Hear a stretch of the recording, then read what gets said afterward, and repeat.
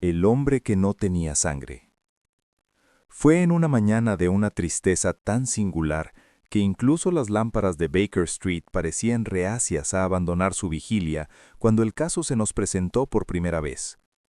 Londres yacía envuelto en una niebla amarilla de esa densidad particular que no se desplaza, sino que parece acechar, como una inteligencia maligna agazapada sobre las calles. El aire tenía un leve sabor a carbón y hierro húmedo, y el ruido apagado de los coches de alquiler que pasaban llegaba al oído como si atravesara varias capas de lana. Holmes, que estaba de pie con su figura alta y delgada recortada contra la ventana, permaneció inmóvil durante tanto tiempo que comencé a sospechar que había caído en uno de esos curiosos trances mentales durante los cuales sus facultades no parecían disminuir, sino afilarse como el filo de una navaja. Sus dedos estaban entrelazados bajo la barbilla y sus agudos ojos grises fijos en el vacío más allá del cristal. «No observas nada, Watson», dijo de pronto. La observación, como era su costumbre, fue hecha sin preámbulo. «Observo», respondí dejando a un lado mi revista médica, «que el tiempo es abominable, que la señora Hudson ha vuelto a quemar las tostadas y que no has dormido». Inclinó ligeramente la cabeza. «Excelente, hasta cierto punto, pero pasas por alto lo esencial». «¿Y qué es?» «Que Londres está esperando». «¿Esperando qué?» «Una perturbación». Reí. «Mi querido Holmes, la ciudad contiene 7 millones de almas y al menos la mitad de ellas perturban constantemente a la otra mitad». No sonrió. «No hablo de perturbaciones ordinarias, sino de aquellas que dejan una marca en la mente de la propia metrópolis. Un crimen, Watson, un crimen peculiar». Antes de que pudiera preguntar más, sonó violentamente la campana de abajo, seguida de unos golpes tan urgentes que incluso la acostumbrada compostura de la señora Hudson la abandonó y oímos sus zapatillas correr por el suelo del pasillo. Un momento después, entró, sin hálito. «Hay un caballero, señor, sin tarjeta. Dice que debe ver al señor Holmes en este mismo instante o será demasiado tarde». Los párpados de Holmes descendieron. «En efecto, hágalo pasar». El visitante que irrumpió en nuestra sala era uno de esos hombres cuya apariencia anuncia la calamidad antes de que pronuncien una palabra. Era de estatura media, bien vestido pero desordenado, con una corbata anudada de tal manera que sugería manos temblorosas. Su palidez grisácea tenía esa asignatura menos con la enfermedad que con el shock, y sus ojos, grandes, oscuros y rodeados de insomnio, iban de Holmes a mí y de vuelta, como si no supiera cuál de los dos era real. «El señor Sherlock Holmes», jadeó. Holmes inclinó levemente la cabeza.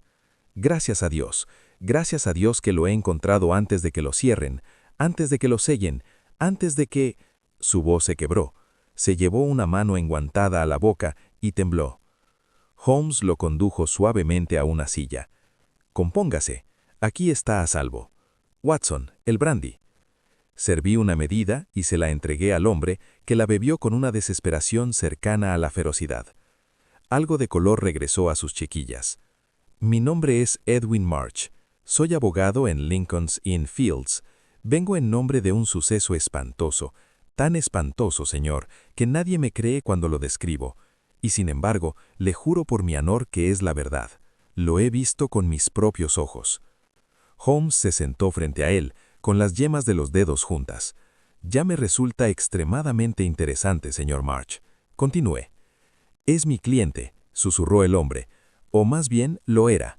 La mirada de Holmes se agudizó casi imperceptiblemente. «Entonces, ¿está muerto?» «Sí, muerto. Y sin embargo...» «¿Bien?» «No había sangre». El silencio que siguió fue tan absoluto que pude oír con claridad el leve tic-tac del reloj de Holmes sobre la repisa. «¿Sin sangre?», repetí. «Ninguna», dijo March con voz roca, «ni una gota, y aún así fue asesinado, horriblemente asesinado». Holmes se reclinó, sus largos dedos golpeando una vez el brazo de la silla. «Le agradeceré», dijo, «que relate los hechos en su orden natural. Empiece desde el principio y no omita nada por trivial que parezca». March se secó la frente con un pañuelo. El decesido, dijo, era Sir Alistair Pembroke, baronete, de Cavendish Square, un hombre de considerable riqueza, hábitos excéntricos y, si puedo hablar con franqueza, no sin pocos enemigos. He sido su abogado por 7 años. Ayer por la tarde fui llamado a su residencia por un asunto urgente. Cuando llegué, me condujeron de inmediato a su estudio. La puerta estaba cerrada por dentro. ¿Cerrada?, repitió Holmes suavemente. Sí, el mayordomo había oído un golpe y encontró la puerta bloqueada. La forzamos juntos. Sir Alistair yacía sobre la alfombra junto a su escritorio. Estaba completamente muerto. Su garganta... La voz de March vaciló. Su garganta había sido cortada de oreja a oreja. Confieso que me estremecí. Holmes, sin embargo, no se movió. Y aún así, dijo, no había sangre. Ninguna, exclamó March. Ni una poza en la alfombra, ni una mancha en su cuello, ni una marca en el escritorio. Incluso la herida misma era como si hubiera sido tallada en mármol. Seca, señor Holmes, seca como pergamino. Los ojos de Holmes se cerraron un instante. Sabía que eso indicaba no fatiga, sino la máxima concentración. ¿Quién más estaba presente?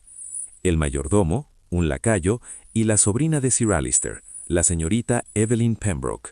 Todos juraron lo mismo. Se llamó a la policía de inmediato. El inspector Dallenripe, de Scotland Yard, llegó en media hora. ¿Y su opinión?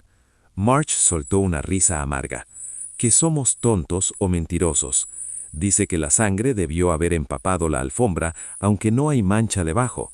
Dice que la herida puede ser posterior a la muerte, aunque el médico insiste que fue la causa.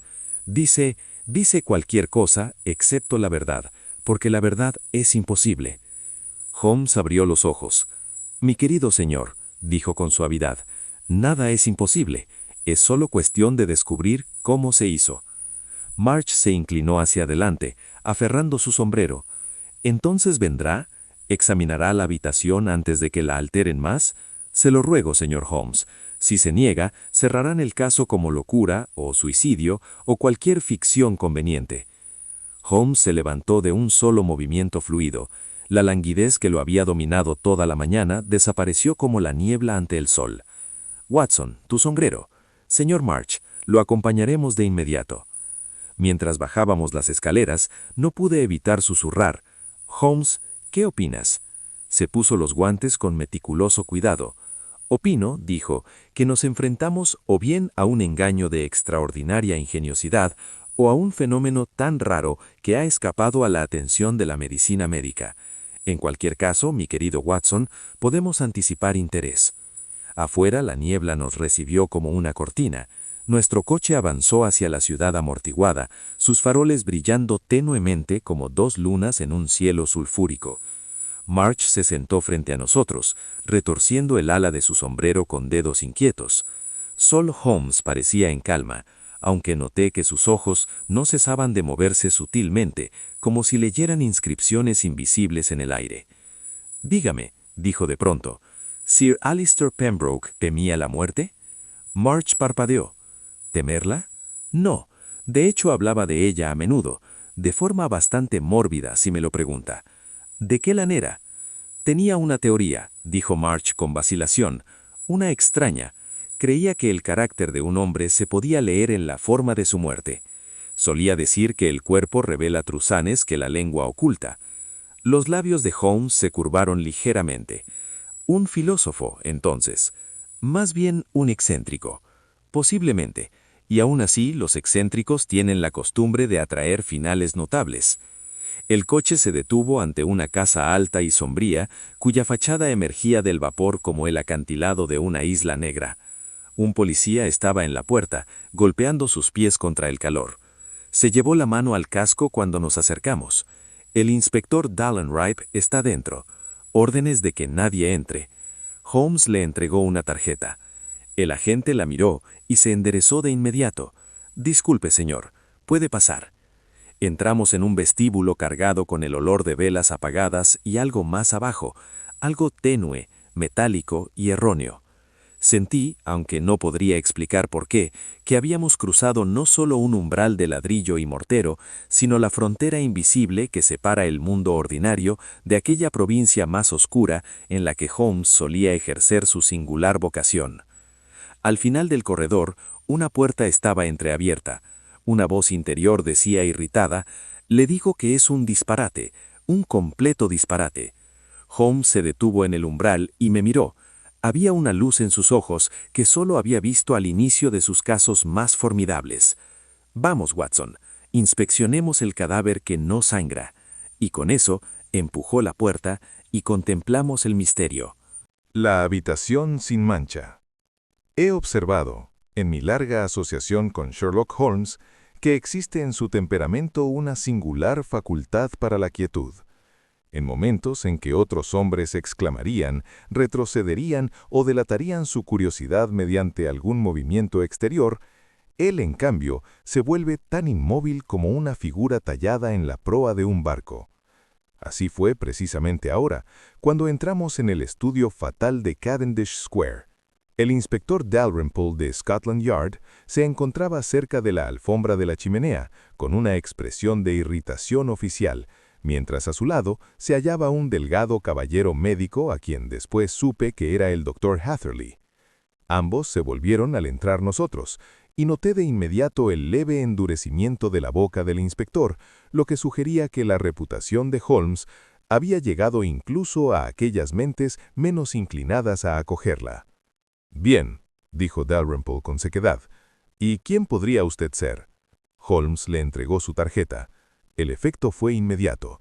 Las cejas del inspector se alzaron, su tono cambió y asintió con brevedad. «Ah, he oído hablar de usted.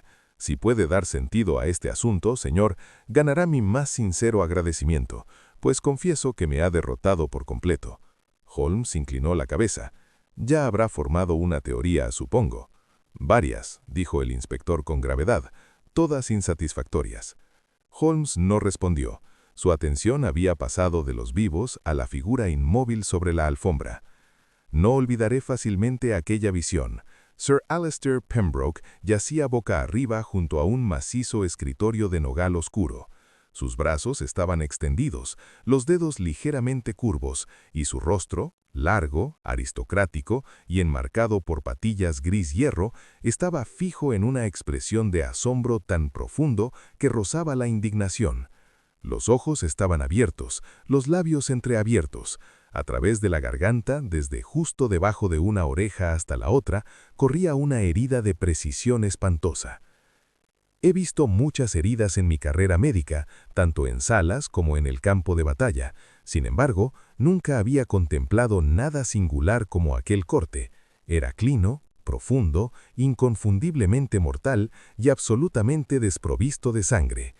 El cuello de su camisa estaba intacto, la corbata bajo su barbilla no mostraba ni una sola mancha.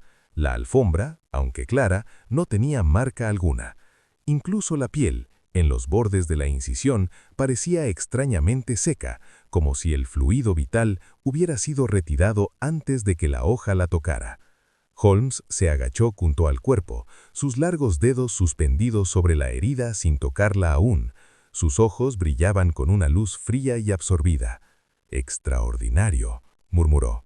El doctor Hatherley carraspeó. «Le aseguro, señor, que lo examiné con el mayor cuidado.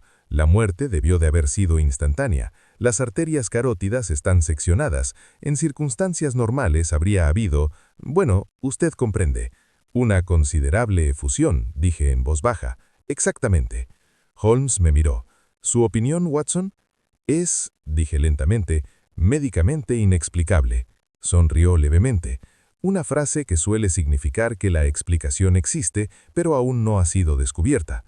Se levantó y comenzó a recorrer la habitación, su mirada desplazándose con extraordinaria rapidez de un objeto a otro: el escritorio, la chimenea, las cortinas, las estanterías, la puerta. No volvió a mirar el cadáver ni una sola vez. El inspector Dalrymple cruzó los brazos. «No encontrará huellas, señor Holmes. Hemos examinado el suelo palmo a palmo». Holmes cayó de pronto de rodillas junto a la alfombra de la chimenea. «No buscaba huellas», dijo. «¿Entonces qué?» «Esto». señaló. Me acerqué. Al principio no vi nada. Luego, tras un momento de atención, percibí una leve hendidura en el tejido de la alfombra, una depresión poco profunda, no mayor que el cuenco de una cucharilla. Dalrymple resopló. Una marca. Tenemos docenas. Patas de muebles, tacones, extremos de sillas. Esta, repitió Holmes suavemente, fue hecha en las últimas 12 horas. El inspector lo miró fijamente. ¿Cómo demonios puede saber eso? Holmes no respondió. En su lugar se inclinó hasta que su nariz casi tocó la tela, inhaló delicadamente y luego volvió a incorporarse. Un olor curioso, dijo. Yo no huelo nada, replicó Dalrymple. Precisamente, respondió Holmes. La expresión del inspector sugería que consideraba aquel comentario innecesariamente ingenioso. Holmes se dirigió hacia el escritorio. Los papeles estaban dispuestos con meticuloso orden, aunque una hoja, cerca del borde, había sido arrugada y alisada de nuevo, dejando una leve red de pliegues. Holmes la examinó sin tocarla. ¿Se ha llevado algo?, preguntó. Nada, dijo el inspector. El dinero intacto, el reloj aún en su bolsillo, ninguna señal de robo. ¿Alguna vena? Ni rastro. Holmes asintió distraídamente. Y la puerta estaba cerrada por dentro. Sí. Las ventanas, aseguradas. Holmes entrelazó las manos a la espalda y quedó completamente inmóvil. Reconocí la postura. Significaba que su mente había iniciado ese proceso silencioso y veloz como el rayo, que nadie, ni siquiera yo que lo conocía mejor, podía seguir por completo. En ese momento, anunciaron a la señorita Evelyn Pembroke. Entró silenciosa, vestida de negro, el rostro pálido pero sereno. Tendría, calculo, no más de 25 años, con el cabello oscuro recogido con sencillez y unos ojos cuya profundidad sugería sentimientos intensos firmemente contenidos. ¿Deseaba verme, inspector? El inspector hizo un gesto. Este caballero está haciendo preguntas. Puede responderle como me ha respondido a mí. Holmes hizo una leve reverencia. Tiene mis condolencias, señora. Me aparece que debo importunarla con algunas preguntas. Ella inclinó la cabeza. Si eso ayuda a descubrir quién le hizo esto a mi antiguo, responderé a todo. Holmes la observó atentamente. ¿Oyó usted la perturbación anoche? Un golpe, dijo. Estaba en el salón. Pensé que había dejado caer algo. Cuando fui a su estudio, la puerta no se abría. ¿Intentó usted misma la manija? Sí. ¿Estaba bien cerrada? Completamente. ¿Y no oyó ninguna voz, ningún movimiento dentro? Ninguno. Holmes hizo una pausa. ¿Su antiguo tenía enemigos? Sus labios se tensaron ligeramente. Tenía rivales. No era un hombre amable, señor Holmes, pero no creo que ninguno de ellos sea capaz de... esto. Holmes volvió a inclinar la cabeza. Gracias, señorita Pembroke. Eso será suficiente por ahora. Ella retiró. El inspector soltó un silbido bajo. ¿Y bien? Holmes no respondió. Había vuelto hacia el cadáver y ahora lo observaba con una intensidad que no podía dudar que percibía algo oculto para el resto de nosotros. Finalmente habló. Inspector, ¿a qué hora ocurrió la muerte? El médico la sitúa entre las 9 y las 10. Holmes asintió. Y el golpe se oyó. Poco después de las 9. Holmes volvió a entrelazar las manos tras la espalda. Mi querido Dalrymple, tiene usted aquí un crimen de máximo interés. Una habitación cerrada, una herida mortal, sin arma, sin sangre y, a menos que esté muy equivocado, sin asesino. El inspector lo miró fijamente.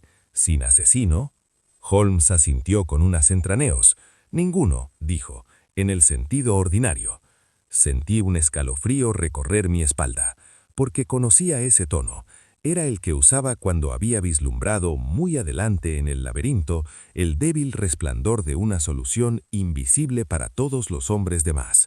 Y siempre que aparecía ese tono, significaba que el caso, fuera cual fuera su apariencia superficial, estaba a punto de volverse infinitamente más extraño. Un estudio en la ausencia.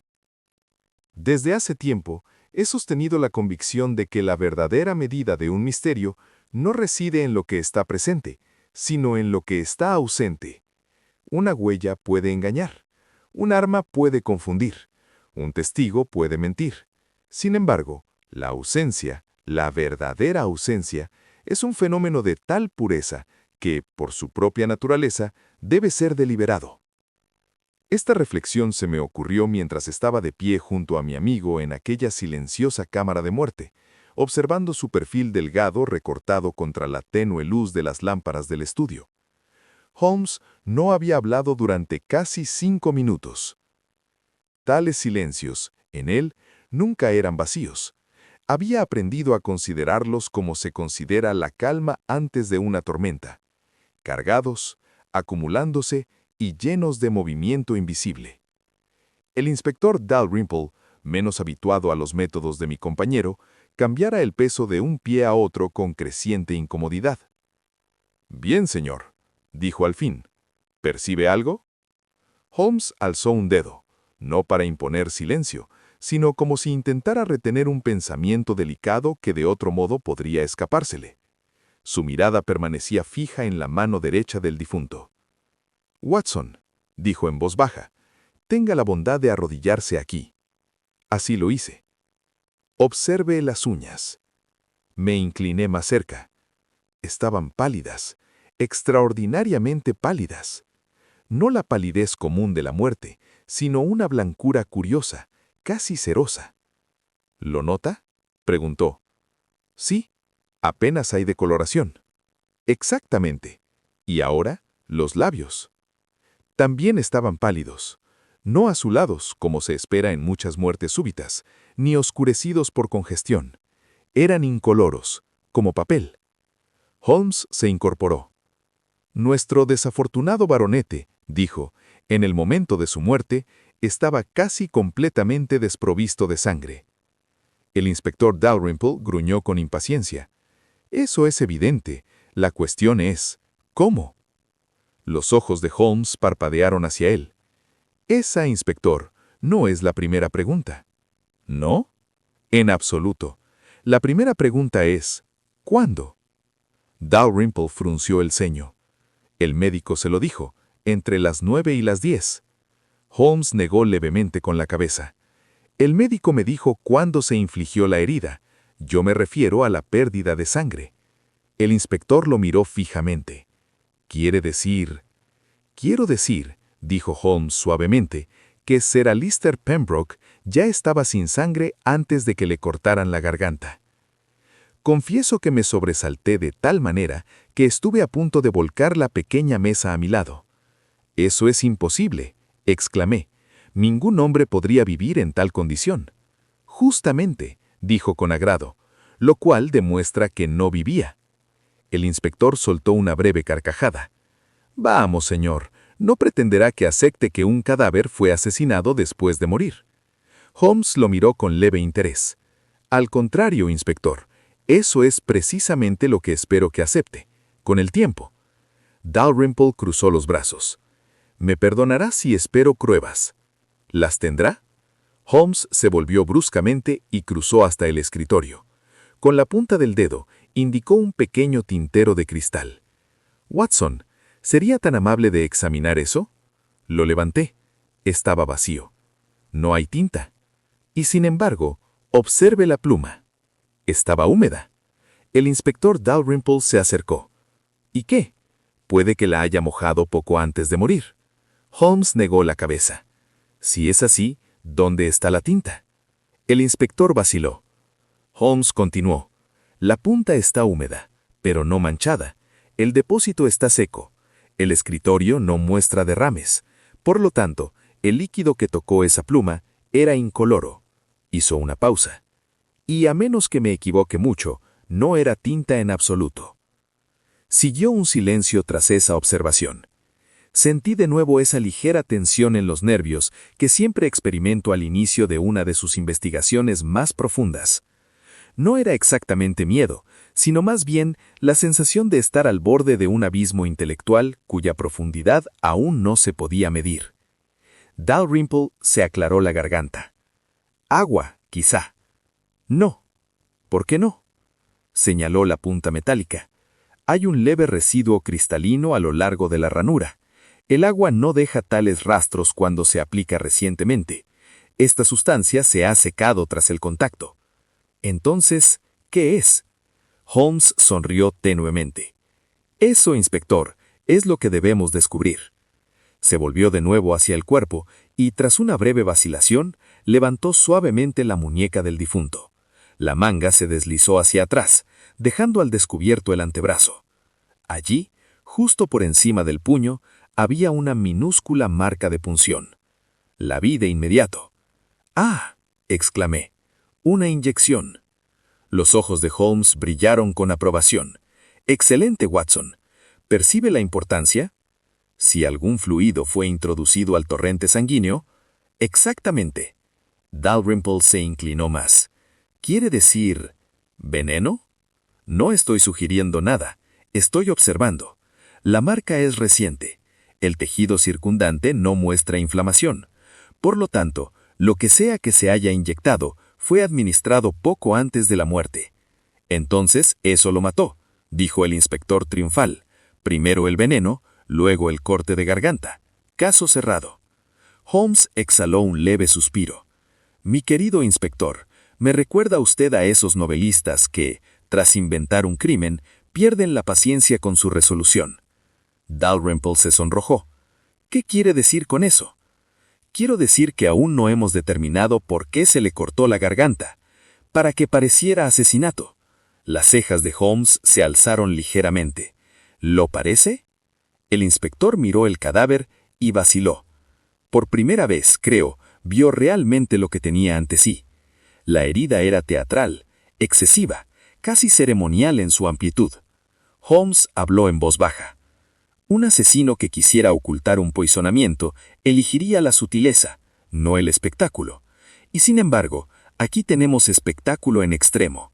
La pregunta es, ¿por qué alguien querría mostrar una herida así en un hombre ya muerto?» Nadie respondió. Holmes soltó la muñeca y colocó la manga nuevamente en su lugar. «Inspector», dijo, «¿ha interrogado a los sirvientes a fondo?» «Por supuesto». «¿Y no están seguros que ningún visitante entró en el estudio después de la cena?» «Sí». «¿Ningún sonido de lucha?» «Ninguno». «¿Ningún grito?» «Ninguno». Holmes asintió lentamente. «Entonces debemos concluir que Sir Alister Pembroke recibió a su visitante voluntariamente». Dalrymple ampadeó. «Visitante, pero la puerta estaba cerrada por dentro». Los ojos de Holmes brillaron tenuemente. «Sí», dijo, «eso es lo que hace el asunto interesante». Se dirigió hacia la ventana y corrió la cortina. Afuera, la niebla se apretaba contra el cristal como una cosa viva. «Watson», dijo suavemente, «¿recuerda mi comentario de esta mañana? Que Londres estaba esperando». «Exactamente». Dejó la cortina. «Aún está esperando, pero no por mucho tiempo». Conocía ese tono. Significaba que alguna idea, aún incompleta pero poderosa, había comenzado a tomar forma en su mente. El inspector Dalrymple, sin embargo, parecía simplemente confundido. «Bien, señor Holmes», dijo, «si tiene una teoría, me gustaría oírla». Holmes tomó su sombrero.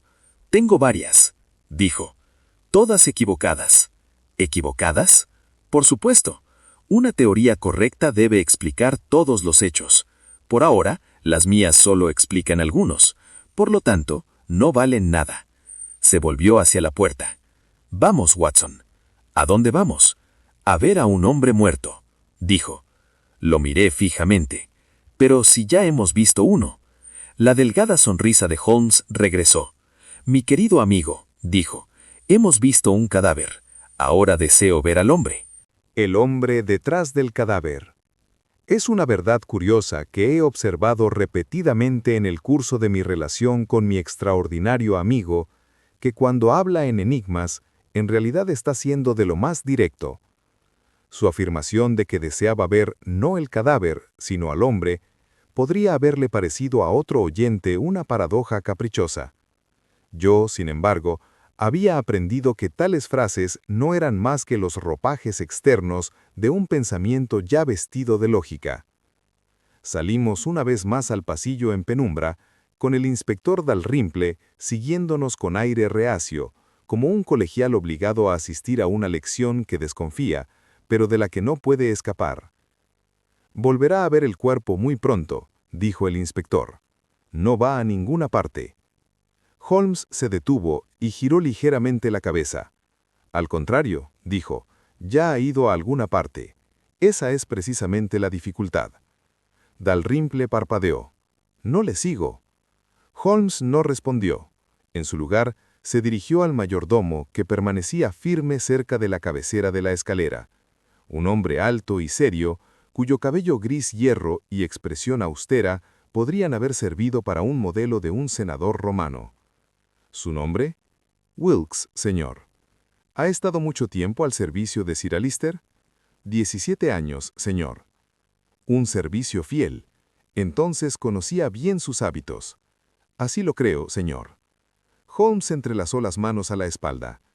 Dígame, Wilkes, ¿era su amo un hombre saludable? Los párpados del mayordomo parpadearon levemente.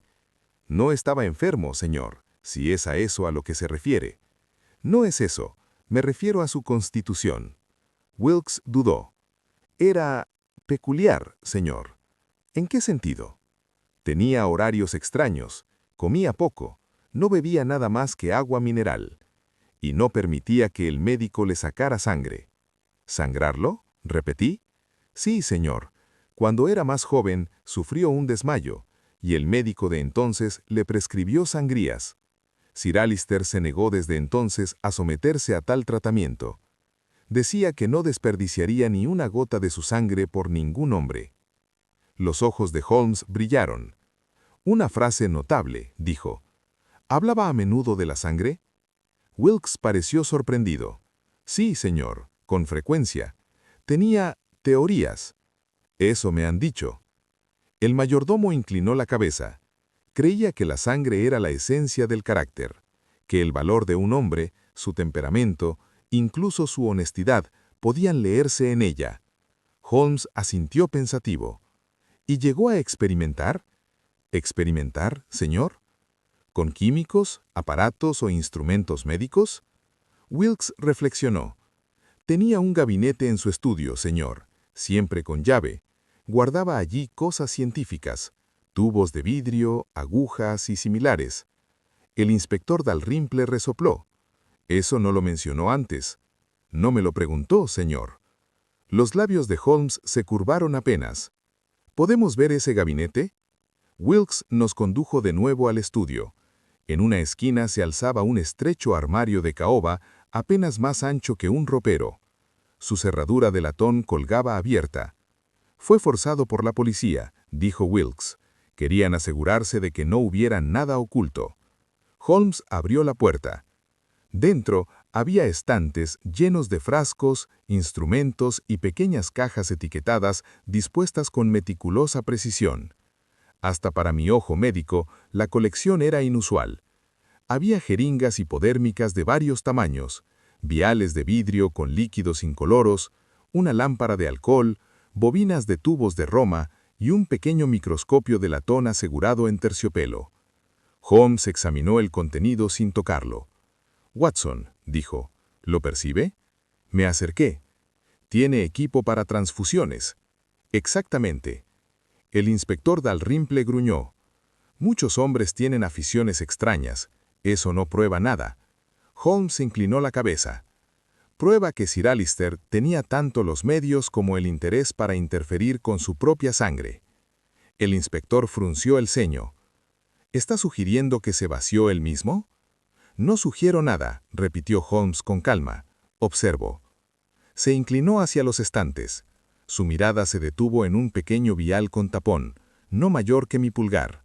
Señaló. «Ese frasco está vacío». «Sí», dije, «pero muchos lo están». «En efecto, sin embargo, observe la etiqueta». Me incliné para leerla. La escritura era minúscula, precisa e inequivocablemente reciente. «Anticoagulante, preparado el viernes». Me incorporé. «Dios mío».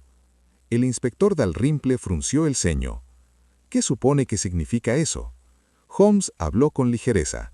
Simplemente que Sir Alister había estado experimentando recientemente con sustancias que impiden la coagulación de la sangre. El inspector se encogió de hombros. «Los médicos usan eso». «Sí», pero rara vez en sí mismos. Holmes cerró el gabinete y quedó pensativo. Su rostro había adoptado de nuevo aquella expresión singularmente abstraída que siempre me sugería que algún cálculo interno avanzaba con enorme rapidez. Wilkes dijo de pronto: «Anoche antes de la cena, ¿recibió su amo alguna visita?» «No, señor». «¿Alguna carta?» «Una, entregada en mano».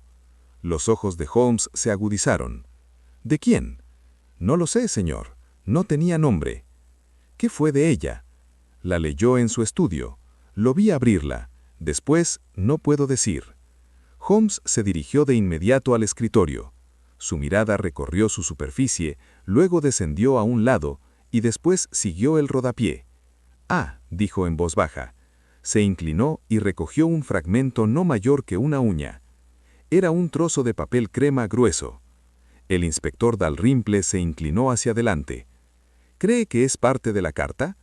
Holmes la giró entre sus dedos. «Creo que alguna vez lo fue». «¿Puede leer algo?» «No». «Entonces, ¿de qué sirve?» Holmes la guardó cuidadosamente en su bolsillo. «Mi querido inspector, nada es tan importante como los detalles insignificantes». Cruzó la sala una vez más y se detuvo junto al cadáver.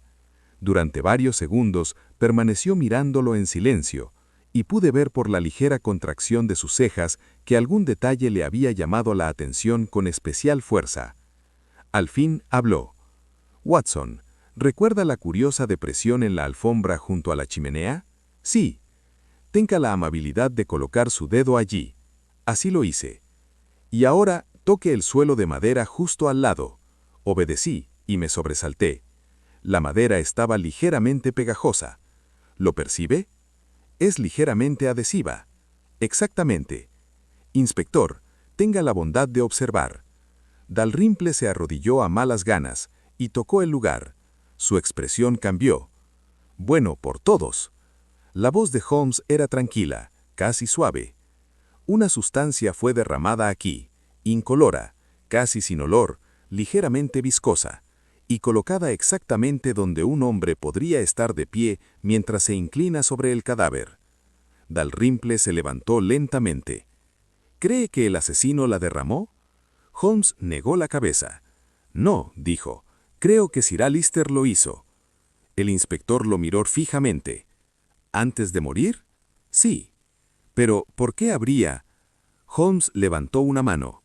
«Esa», dijo, «es la pregunta correcta». Un reloj en algún lugar de la casa dio las 11.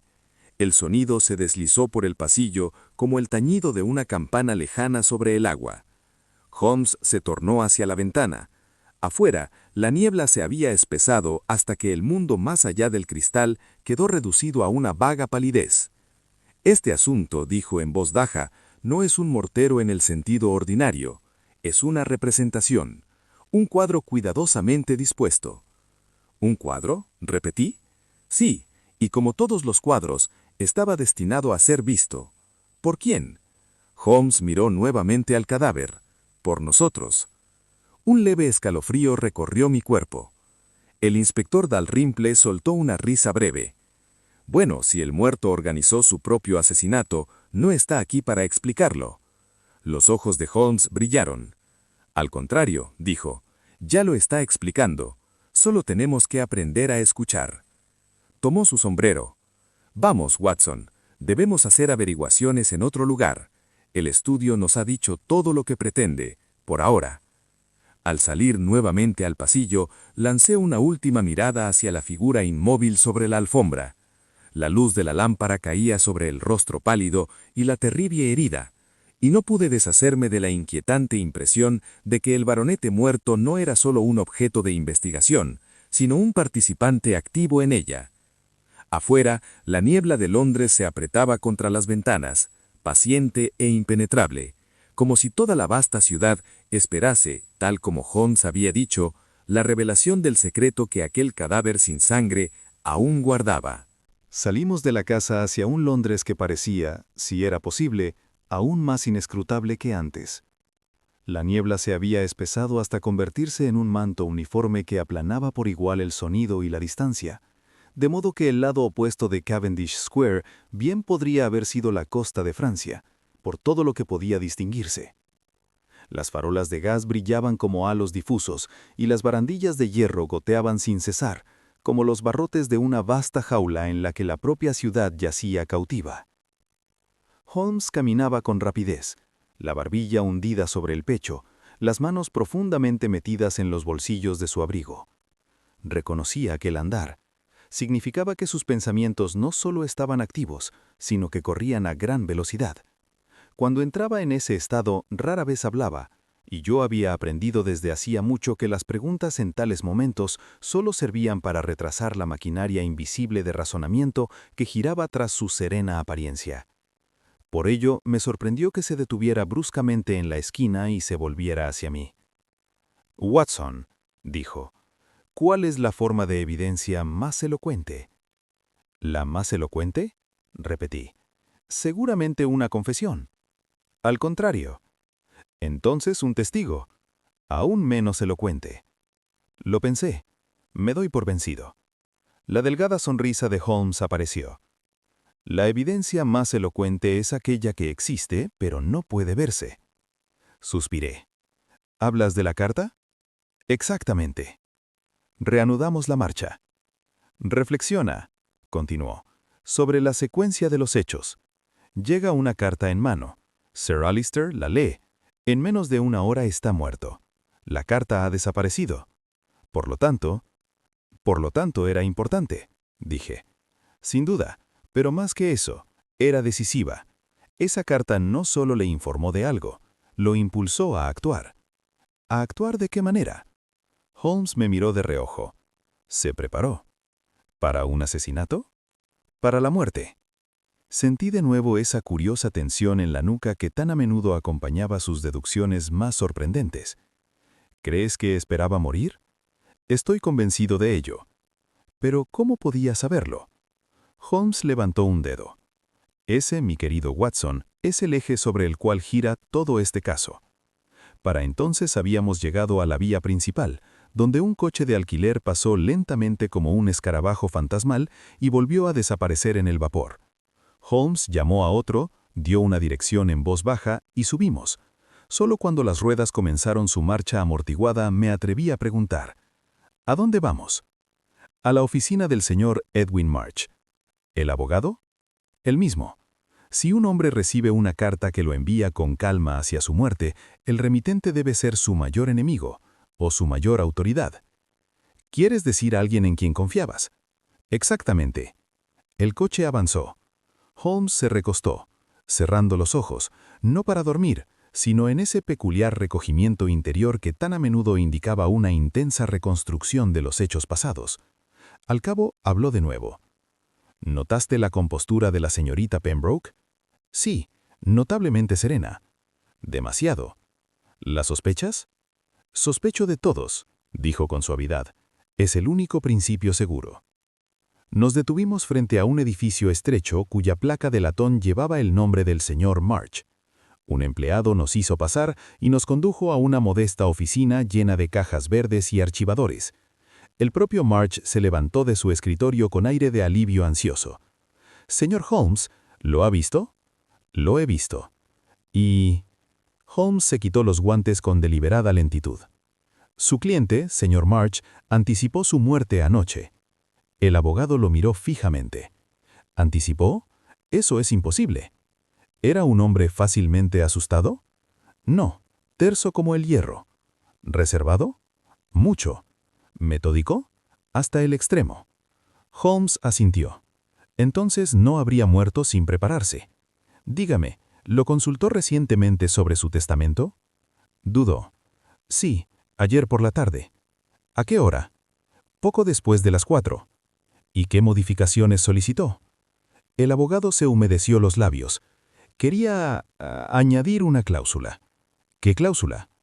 Que en caso de que su muerte ocurriera en circunstancias inusuales, su patrimonio no pasara de inmediato a su heredero, sino que se mantuviera en fideicomiso por un año. Los ojos de Holmes se abrieron. «Ah, ¿ve algo en eso?» «Veo previsión», dijo Holmes en voz baja.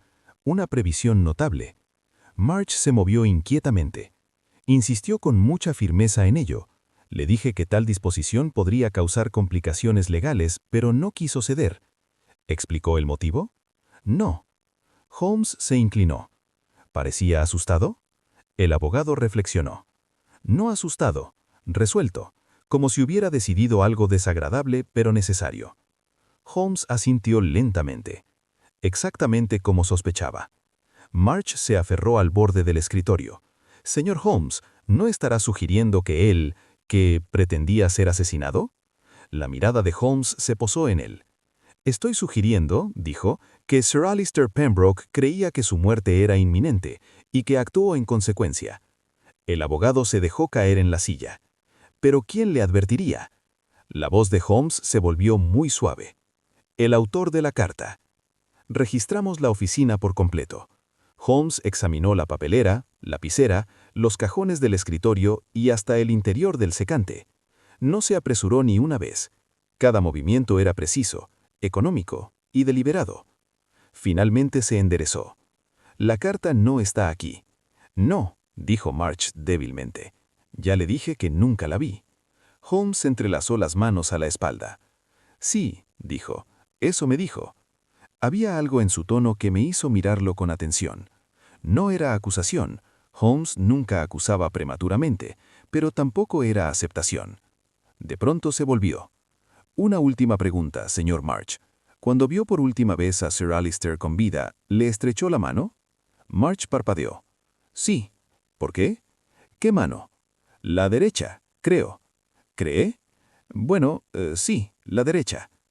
Holmes dio un paso adelante y le tomó la mano con sorprendente rapidez. Marge dio un grito de sorpresa. Holmes lo soltó de inmediato. Mis disculpas, dijo con calma. Un reflejo. Se dirigió hacia la puerta. Marge lo miró fijamente. ¿Ha descubierto algo?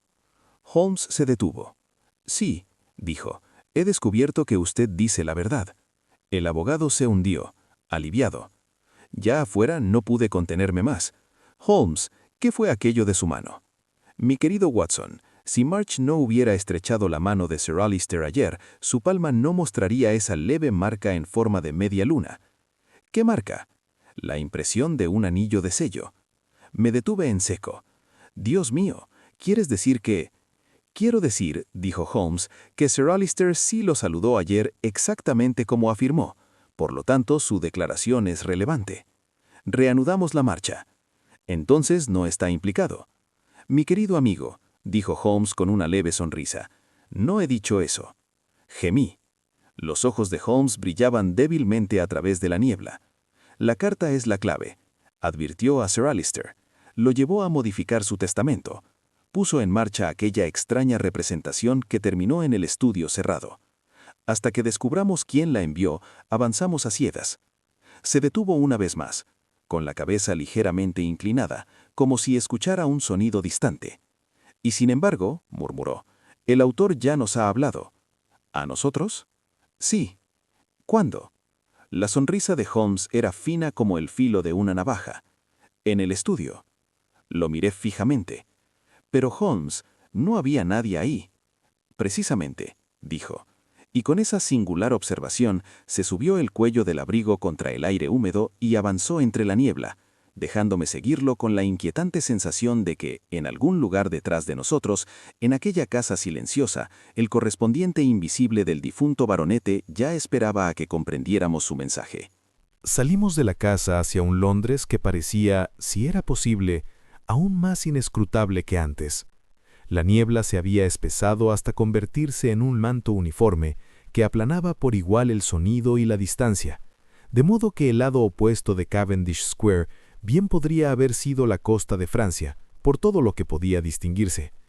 Las farolas de gas brillaban como halos difusos y las barandillas de hierro goteaban sin cesar, como los barrotes de una vasta jaula en la que la propia ciudad yacía cautiva. Holmes caminaba con rapidez, la barbilla hundida sobre el pecho, las manos profundamente metidas en los bolsillos de su abrigo. Reconocí aquel andar. Significaba que sus pensamientos no solo estaban activos, sino que corrían a gran velocidad. Cuando entraba en ese estado, rara vez hablaba, y yo había aprendido desde hacía mucho que las preguntas en tales momentos solo servían para retrasar la maquinaria invisible de razonamiento que giraba tras su serena apariencia. Por ello, me sorprendió que se detuviera bruscamente en la esquina y se volviera hacia mí. «Watson», dijo, «¿cuál es la forma de evidencia más elocuente?» «¿La más elocuente?», repetí. «Seguramente una confesión». «Al contrario». «Entonces un testigo». «Aún menos elocuente». Lo pensé. Me doy por vencido. La delgada sonrisa de Holmes apareció. «La evidencia más elocuente es aquella que existe, pero no puede verse». Suspiré. «¿Hablas de la carta?» «Exactamente». Reanudamos la marcha. «Reflexiona», continuó, «sobre la secuencia de los hechos. Llega una carta en mano. Sir Alister la lee. En menos de una hora está muerto. La carta ha desaparecido. Por lo tanto era importante», dije. «Sin duda, pero más que eso, era decisiva. Esa carta no solo le informó de algo, lo impulsó a actuar». «¿De qué manera?» Holmes me miró de reojo. Se preparó. ¿Para un asesinato? Para la muerte. Sentí de nuevo esa curiosa tensión en la nuca que tan a menudo acompañaba sus deducciones más sorprendentes. ¿Crees que esperaba morir? Estoy convencido de ello. Pero ¿cómo podía saberlo? Holmes levantó un dedo. Ese, mi querido Watson, es el eje sobre el cual gira todo este caso. Para entonces habíamos llegado a la vía principal, donde un coche de alquiler pasó lentamente como un escarabajo fantasmal y volvió a desaparecer en el vapor. Holmes llamó a otro, dio una dirección en voz baja y subimos. Solo cuando las ruedas comenzaron su marcha amortiguada me atreví a preguntar: «¿A dónde vamos?» «A la oficina del señor Edwin March». «¿El abogado?» «El mismo». Si un hombre recibe una carta que lo envía con calma hacia su muerte, el remitente debe ser su mayor enemigo o su mayor autoridad. ¿Quieres decir alguien en quien confiaba? Exactamente. El coche avanzó. Holmes se recostó, cerrando los ojos, no para dormir, sino en ese peculiar recogimiento interior que tan a menudo indicaba una intensa reconstrucción de los hechos pasados. Al cabo habló de nuevo. ¿Notaste la compostura de la señorita Pembroke? Sí, notablemente serena. Demasiado. ¿Las sospechas? Sospecho de todos, dijo con suavidad. Es el único principio seguro. Nos detuvimos frente a un edificio estrecho cuya placa de latón llevaba el nombre del señor March. Un empleado nos hizo pasar y nos condujo a una modesta oficina llena de cajas verdes y archivadores. El propio March se levantó de su escritorio con un aire de alivio ansioso. «Señor Holmes, ¿lo ha visto?» «Lo he visto». «Y...» Holmes se quitó los guantes con deliberada lentitud. Su cliente, señor March, anticipó su muerte anoche. El abogado lo miró fijamente. ¿Anticipó? Eso es imposible. ¿Era un hombre fácilmente asustado? No, terco como hierro. ¿Reservado? Mucho. Metódico, hasta el extremo. Holmes asintió. Entonces no habría muerto sin prepararse. Dígame, ¿lo consultó recientemente sobre su testamento? March dudó. Sí, ayer por la tarde. ¿A qué hora? Poco después de las 4. ¿Y qué modificaciones solicitó? March se humedeció los labios. Quería añadir una cláusula. ¿Qué cláusula? Que en caso de que su muerte ocurriera en circunstancias inusuales, su patrimonio no pasara inmediatamente a su heredero, sino que se mantuviera en fideicomiso durante un año. Los ojos de Holmes se abrieron. «Ah, ¿ve algo en eso?» «Veo previsión», dijo Holmes en voz baja. «Una previsión notable». March se movió inquieto. Insistió con mucha firmeza. Le dije que tal disposición podría causar complicaciones legales, pero no quiso ceder. ¿Explicó el motivo? No. Holmes se inclinó. ¿Parecía asustado? El abogado reflexionó. No asustado, resuelto, como si hubiera decidido algo desagradable pero necesario. Holmes asintió lentamente, exactamente como sospechaba. March se aferró al borde del escritorio. «Señor Holmes, ¿no estará sugiriendo que pretendía que lo asesinaran?» La mirada de Holmes se posó en él. «Estoy sugiriendo», dijo, «que Sir Alister Pembroke creía que su muerte era inminente y que actuó en consecuencia». El abogado se dejó caer en la silla. ¿Pero quién le advertiría? La voz de Holmes se volvió muy suave. El autor de la carta. Registramos la oficina a fondo. Holmes examinó la papelera, la chimenea, los cajones del escritorio y hasta el interior del secante. No se apresuró una sola vez. Cada movimiento era preciso, económico y deliberado. Finalmente se enderezó. La carta no está aquí. No, dijo March débilmente. Ya le dije que nunca la vi. Holmes entrelazó las manos a la espalda. Sí, eso me dijo. Había algo en su tono que me hizo mirarlo con atención. No era acusación. Holmes nunca acusaba prematuramente, pero tampoco era aceptación. De pronto se volvió. Una última pregunta, señor March. Cuando vio por última vez a Sir Alister Pembroke con vida, ¿le estrechó la mano? March parpadeó. Sí, ¿por qué? ¿Qué mano? La derecha, creo. ¿Cree? Bueno, sí, la derecha. Holmes dio un paso adelante y le tomó la mano con sorprendente rapidez. March lanzó un grito de sorpresa. Holmes lo soltó inmediatamente. Mis apresuros, dijo con calma. Un reflejo. Se dirigió hacia la puerta. March lo miró fijamente. ¿Ha descubierto algo? Holmes se detuvo. Sí, he descubierto que usted dice la verdad. El abogado se hundió aliviado. Ya fuera no pude contenerme más. Holmes, ¿qué fue eso de su mano? Mi querido Watson, si March no hubiera estrechado la mano de Sir Alister ayer, su palma no mostraría esa leve marca en forma de media luna. ¿Qué marca? La impresión de un anillo de sello. Me detuve en seco. Dios mío, quiere decir que... Quiero decir, dijo Holmes, que Sir Alister sí lo saludó ayer, exactamente como afirmó. Por lo tanto, su declaración es relevante. Reanudamos la marcha. Entonces no está implicado. Mi querido amigo, dijo Holmes con una leve sonrisa, no he dicho que eso. Gemí. Los ojos de Holmes brillaban levemente a través de la niebla. La carta es la clave. Advirtió a Sir Alister, lo llevó a modificar su testamento, puso en marcha esa extraña representación que terminó en el estudio cerrado. Hasta que descubramos quién la envió, avanzamos a ciegas. Se detuvo una vez más, con la cabeza ligeramente inclinada, como si escuchara un sonido lejano. Y sin embargo, murmuró, el autor ya nos habló. ¿A nosotros? Sí. ¿Cuándo? La sonrisa de Holmes era fina como el filo de una navaja. En el estudio. Lo miré fijamente. Pero Holmes, no había nadie allí. Precisamente. Y con esa singular observación se subió el cuello del abrigo contra el aire húmedo y avanzó entre la niebla, dejándome seguirlo con la inquietante sensación de que alguna parte, detrás de nosotros, en aquella casa silenciosa, el correspondiente invisible del difunto baroneto ya esperaba a que comprendiéramos su mensaje. La segunda perturbación. Es una peculiaridad de ciertas investigaciones que, una vez iniciadas, continúan después por su propio impulso, como si algún motor oculto hubiese sido puesto en marcha más allá del alcance de las manos humanas. Tal fue, sin duda, el caso en el singular asunto de Sir Alister Pembroke. Antes de que el mediodía hubiese dado la hora, los acontecimientos, hasta entonces extraños, se tornaron aún más extraños, y antes del anochecer adoptaron un cariz tan extraordinario que incluso yo, acostumbrado desde hacía tiempo a los asombrosos giros de las indagaciones de mi amigo, sentí que mi razón vacilaba bajo su peso. Holmes dijo poco tras nuestra salida del despacho del señor March. Caminamos en silencio a través de la niebla, él con aquel aire abstraído que indicaba que su mente se hallaba ocupada ordenando los hechos, como un jugador de ajedrez dispone sus piezas, cada movimiento calculado hacia algún fin remoto y decisivo.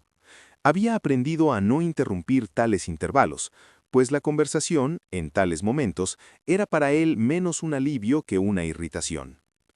Al fin llegamos a Baker Street. Holmes subió los escalones con inusual rapidez, entró en la sala y se dirigió directamente a la mesa química junto a la ventana. Sin quitarse el abrigo, tomó una lámina de vidrio, colocó sobre ella un diminuto raspado de su puño y se inclinó para examinarlo con su lente. «Recogiste algo en el estudio», dije. «Varias cosas». «¿Y esperas que hablen?» «Ya lo han hecho», respondió con calma. «Solo estoy verificando sus declaraciones».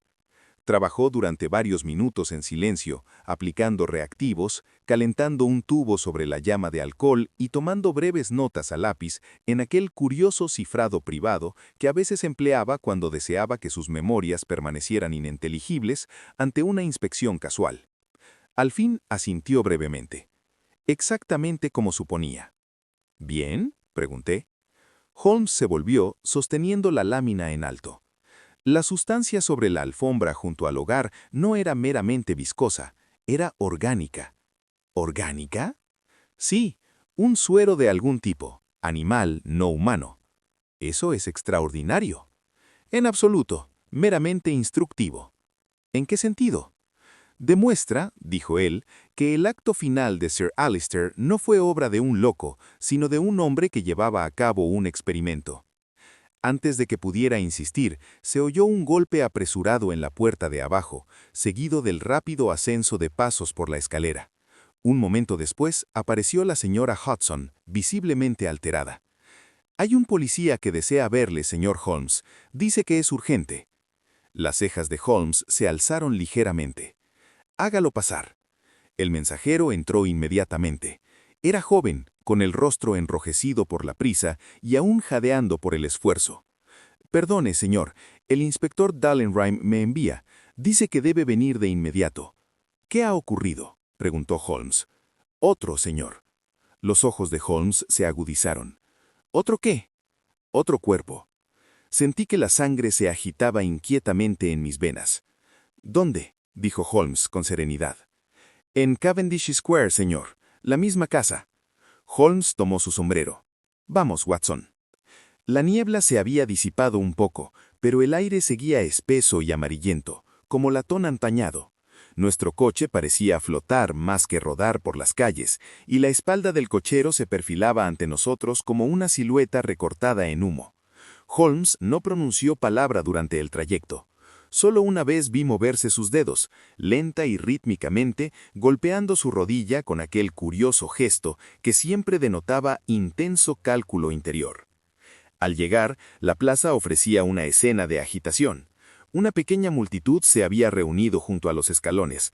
2 agentes la contenían, y la puerta principal permanecía abierta de par en par, derramando luz de lámpara sobre el pavimento. El inspector Dallenheim nos recibió en el vestíbulo. Su rostro habitualmente florido había adquirido un curioso tono grisáceo. «Bien», dijo Holmes. El inspector se pasó la mano por la mandíbula. «Tenía usted razón». «¿En qué?».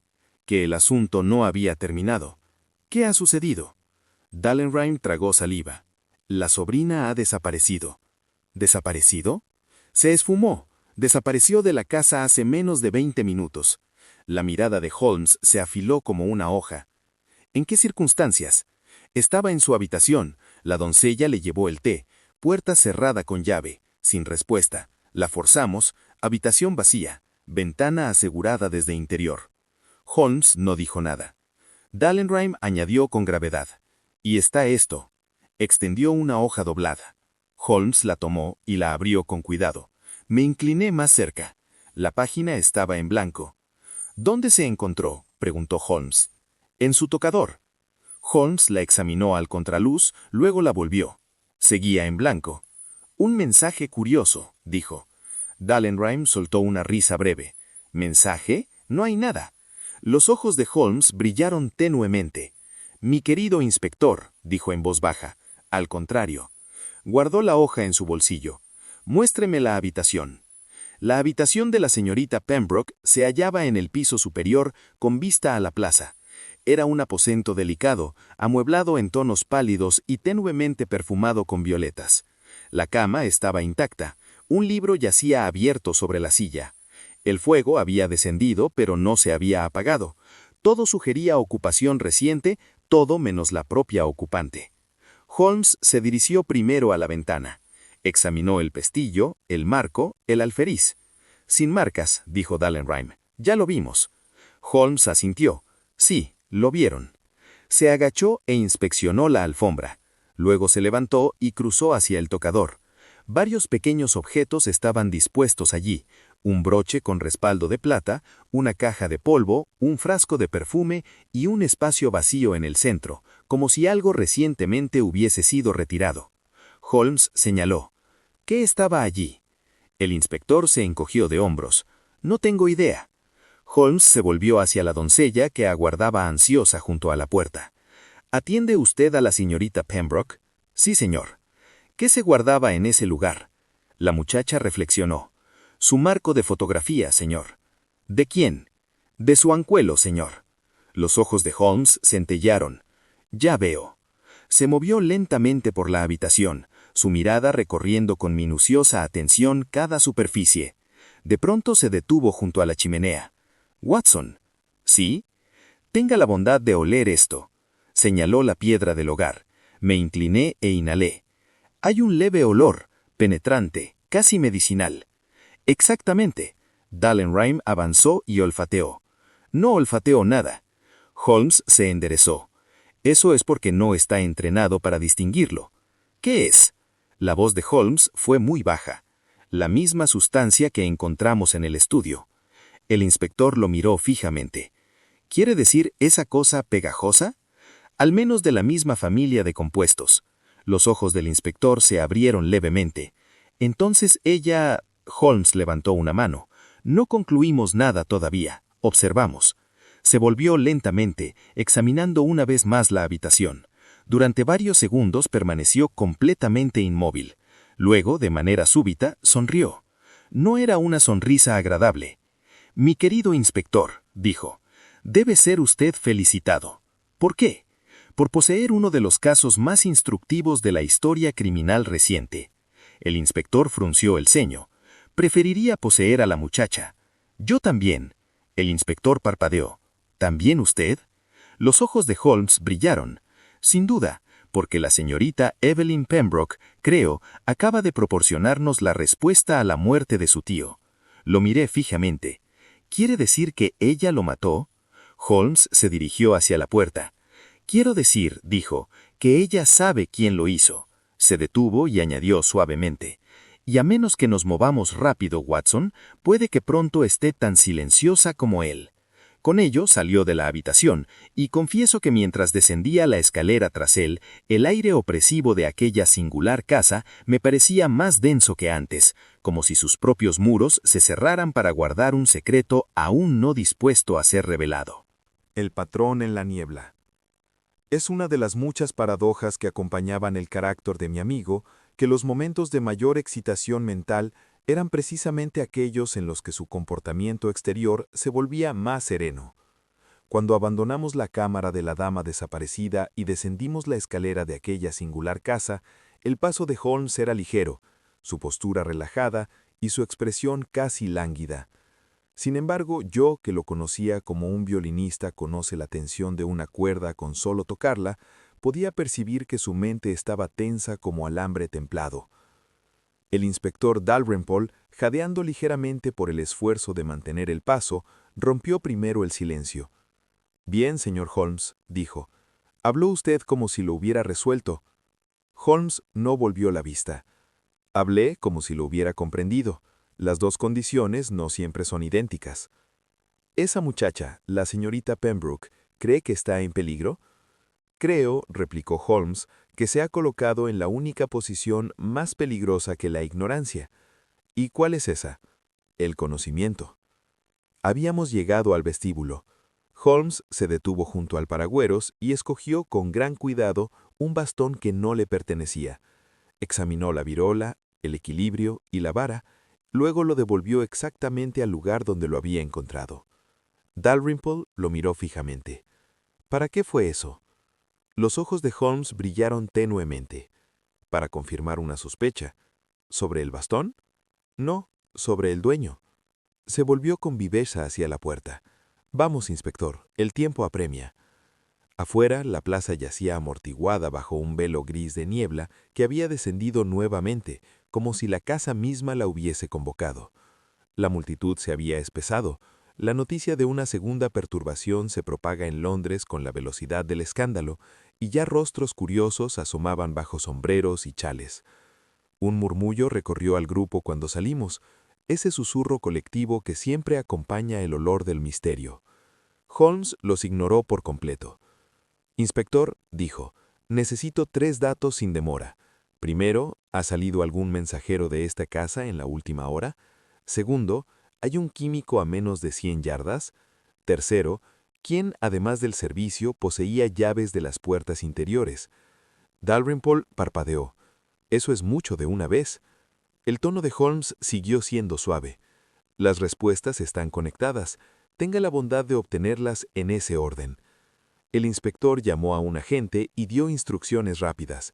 Mientras esperábamos, Holmes permaneció inmóvil sobre el pavimento con los ojos entrecerrados y la cabeza ligeramente inclinada, como si escuchara algún sonido distante fuera del alcance del oído común.